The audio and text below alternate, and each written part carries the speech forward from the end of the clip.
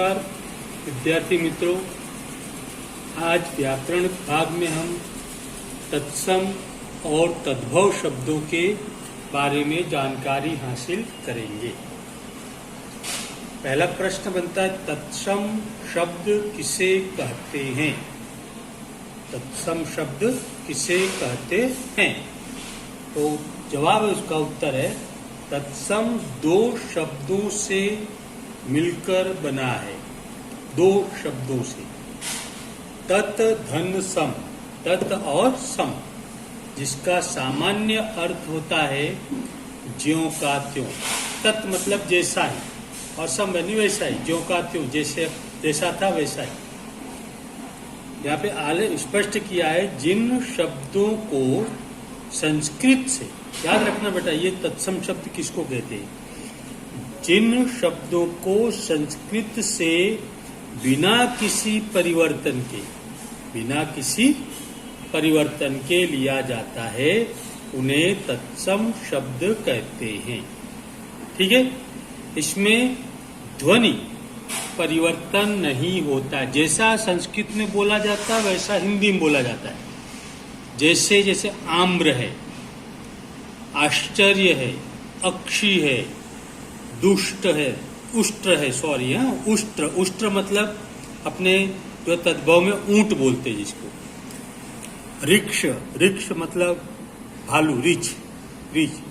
तो ये जो है, मतलब कि ये शब्द जो है, ये जैसे संस्कृत में था त्यों का त्यों हमने हिंदी में उठाकर ले लिया है।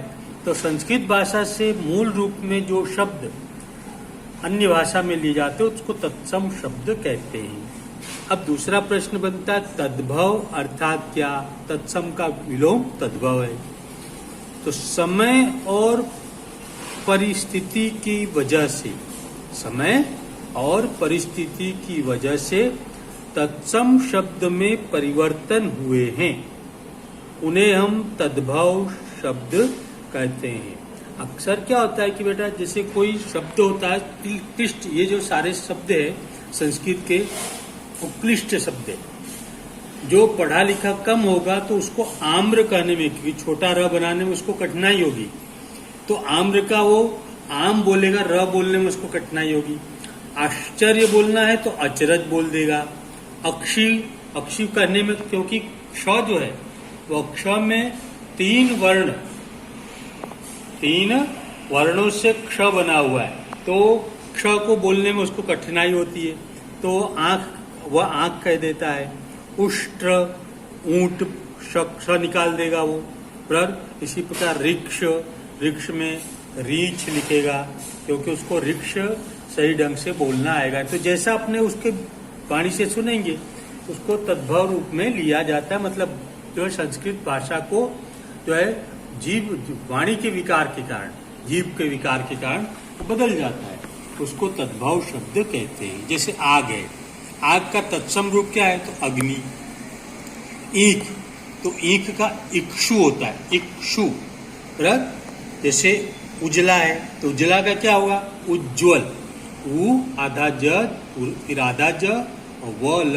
अब इसमें क्या, उसको उज्ज्वल, जो दो डबल ज है, उसको बोलने में कठिनाई होती है, तो उसने उजला बोल दिया। पर कोयल, कोकिल को क्या बोला? कोयल। अब यहाँ पर एक अलग थोड़ा सीख लीजिए, इसको जानकारी हासिल कर लीजिए। तत्सम शब्दों के पीछे क्ष वर्ण का प्रयोग होता है, और तद्भव शब्दों के पीछे क्ष की जगह ख या छ छाता वाला का उपयोग होता है। नंबर 1, ठीक है, ये नंबर 1 नियम है। दूसरा नियम है, तत्सम में श्र और तद्भव में उसका सांप वाला स हो जाता है।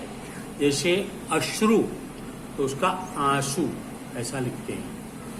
तत्सम में श, शरीफा वाला श का, और तद्भव में क्या हो जाता है?